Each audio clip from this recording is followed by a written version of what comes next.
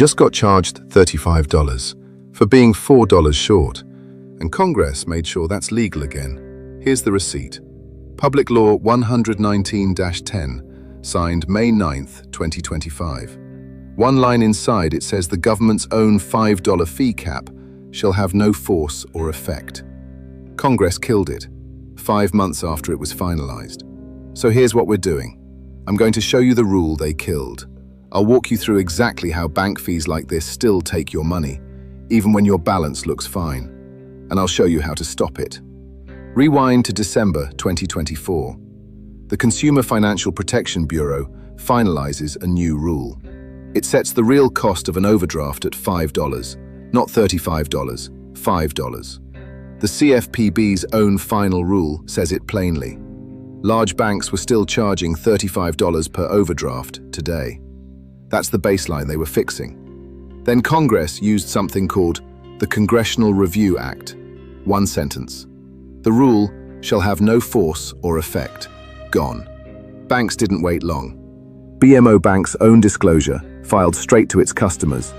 Their overdraft fee is going from $15 to $20. Same document also shrinks the safety cushion. The amount you can be overdrawn without a fee from $50 down to $20.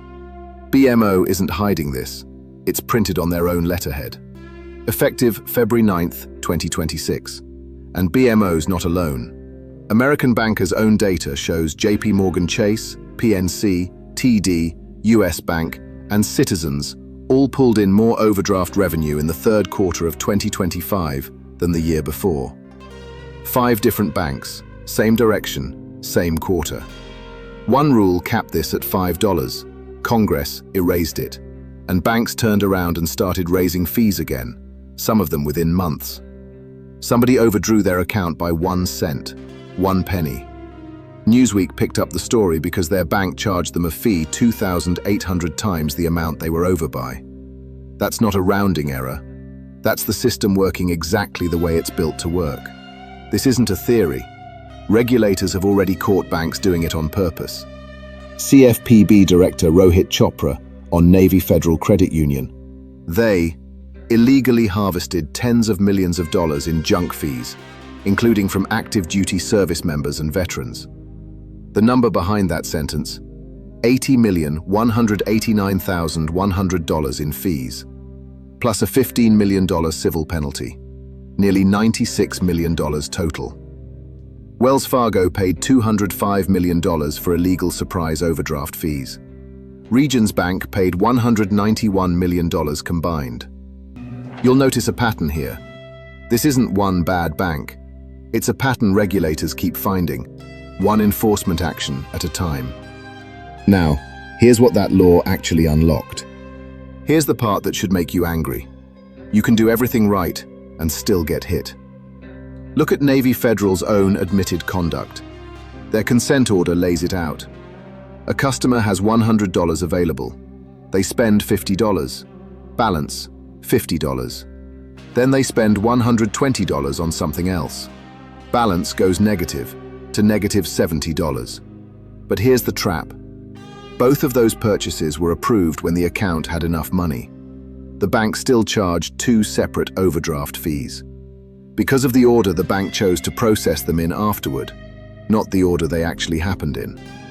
The CFPB has a name for this. Authorize positive, settle negative.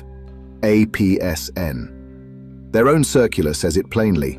A customer reasonably may not expect a fee when their balance showed enough money at the moment they spent it. The FDIC backs this up independently, flagging APSN as a real supervisory risk across the industry. This isn't one regulator's opinion. 2 separate agencies are pointing at the same mechanism. Your balance can say you're fine, and the bank can still charge you because of math that happens after the fact that you never see. Zoom out for a second.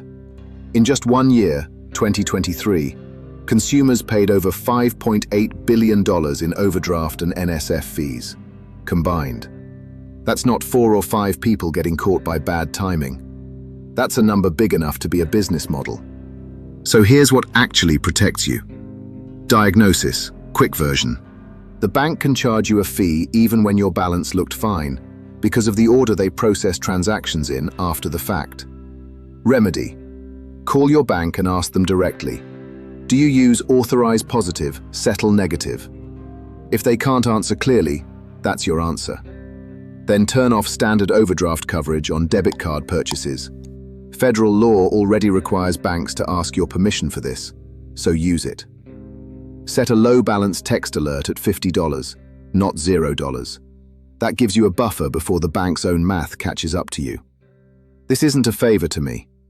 Every person who does this stops being an easy $35 line item. That's how you build your own file against this. You were never the problem. 5 different major banks raised overdraft revenue in the same 3 months. That's not 5 separate mistakes. That's an industry moving in the same direction, right after the one rule that would have stopped it got erased. Action tip: call your bank this week and ask about APSN. It takes 5 minutes and it's the single biggest lever you have. Scale reframe: $5.8 billion a year isn't bad luck. It's a number banks plan around. Social currency: send this to someone who's been hit with a surprise overdraft fee they didn't see coming.